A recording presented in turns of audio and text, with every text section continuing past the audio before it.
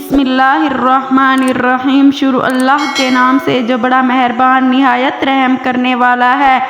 حضرت ادریس علیہ السلام کے زمانے میں انسان بہت بد عمل ہو گئے تھے۔ فرشتوں نے بارگاہ الہی میں عرض کیا کہ مولا، انسان بہت بدکار ہیں اور یہ خلافت کے لائق نہیں، اور انہیں معزول کر دیا جائے، یا کم از کم خلیفہ یہ رہیں اور وزیر ہم، تاکہ ہم ان کے بگڑے کام سنبھال لیں۔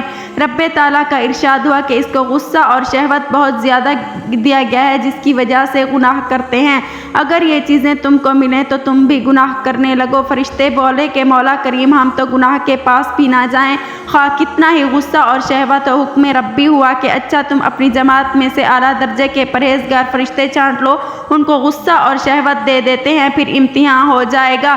چنانچہ ہاروت اور ماروت، جو بہت ہی عبادت گزار فرشتے تھے، انتخاب میں آ گئے۔ حق تعالیٰ نے ان کو یہ چیزیں یعنی غصہ اور شہوت دے کر شہر بابل میں اتار دیا اور فرمایا کہ تم قاضی بن کر لوگوں کا فیصلہ کرو اور روزانہ اسم اعظم کے ذریعے شام کو آسمان پر آ جایا کرو۔ یہ دونوں 1 مہینے تک ایسے ہی آتے جاتے رہے۔ اتنے عرصے میں ان کے عدل و انصاف کا عام چرچا ہو گیا۔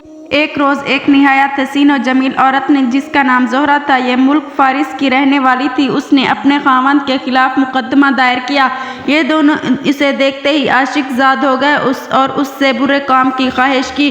اس نے کہا، میرا دین کچھ ہے اور تمہارا دین کچھ، اور اختلاف ہوتے ہوئے یہ نہیں ہو سکتا۔ نیز میرا شوہر بہت غیرت مند ہے، اگر اسے خبر مل گئی کہ تم مجھے قتل کر دے گا، لہٰذا پہلے تو آپ میرے بت کو سجدہ کریں اور پھر میرے شوہر کو قتل کرو، پھر میں تمہاری اور تم میرے۔ انہوں نے انکار کر دیا۔ وہ چلی گئی، مگر ان کے دل میں اس کے عشق کی آگ بھڑک گئی۔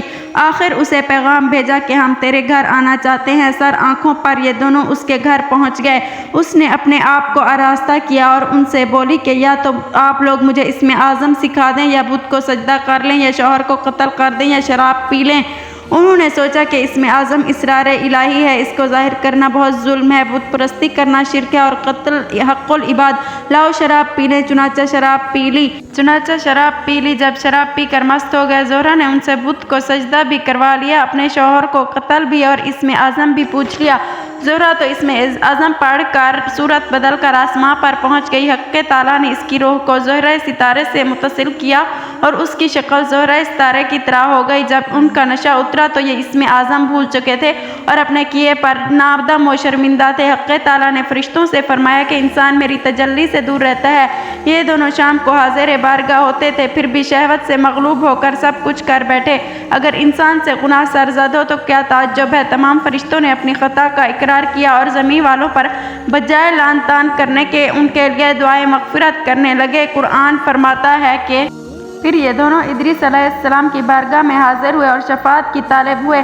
آپ نے ان کے حق میں دعائیں مغفرت کی۔ بہت روز کے بعد حکم الہی آیا کہ ان کو اختیار دیجیے کہ یا تو دنیاوی عذاب قبول کر لیں یا آخرت کا۔ حضرت ادریس علیہ السلام نے انہیں حکم الہی پہنچایا۔ انہوں نے عرض کیا کہ یا نبی اللہ، دنیا کا عذاب فانی اور آخرت کا عذاب ابدالآباد تک باقی رہے گا، ہم کو دنیاوی عذاب منظور ہے۔ چنانچہ حق تعالیٰ نے ان فرشتوں کو حکم دیا کہ ان دونوں کو لوہے کی زنجیروں میں جکڑ کر بابل کے کنویں میں اوندا لٹکا دیا جائے۔ اس کنویں میں آگ بھڑک رہی ہے اور یہ لٹکے ہوئے ہیں۔ فرشتے باری باری سے ہر وقت ان کو کوڑے مارتے رہتے ہیں۔ سخت پیاس سے ان کی زبانیں باہر لٹکی ہوئی ہیں۔ یہ عذاب قیامت تک ایسا ہی شدید رہنے والا ہے۔ ناظرین محترم، امید کرتے ہیں کہ آپ کو ویڈیو پسند آئی ہوگی۔ مزید اس طرح کی اسلامک ویڈیوز دیکھنے کے لیے ہمارے چینل کو سبسکرائب کریں۔ جلد ہی حاضر ہوں گے ایک نئی ویڈیو کے ساتھ، تب تک کے لیے اپنا خیال رکھیے گا۔ اللہ حافظ۔